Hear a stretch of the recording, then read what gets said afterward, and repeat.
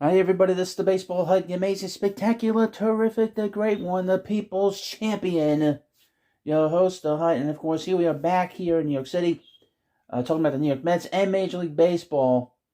And there was a little sort of a tweet put out by Buster Only yesterday discussing James McCann. Now, James McCann is a catcher with the Mets. And the Mets signed him a couple of years ago to a really, as it turned out, a really bad contract. He's not played well here, but only suggested that the Mets and the Texas Rangers should explore a trade. Everybody needs catching, obviously, and I guess the Rangers need some catching help. And the Mets have a catcher that's available. I know they've been trying to move him. He's been very difficult, obviously, with this contract. The contract's not crazy, but it's got 2 more years on it. He's not an everyday catcher. He really needs to move on. I think that if he has to come back here to the Mets, the fans are going to really light him up pretty good. But that would be an interesting thing. It's going to be interesting what the Mets do this winter meetings because obviously they've lost Jacob deGrom to the Rangers. There's been a lot of talk about Justin Verlander. We'll talk about that in the live stream later on. This is a little video to give you a taste for today. Today's the first day of the winter meetings.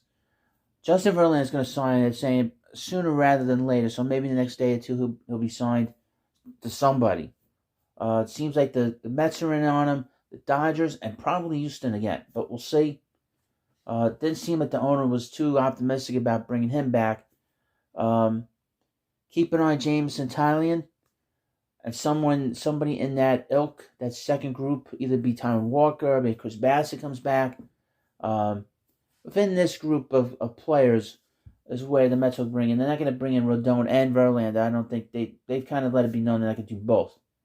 The Verlander deal probably be a 2-year deal, I would think, with some options. He is 40 years old. Got to keep that in mind. He's got 266 wins.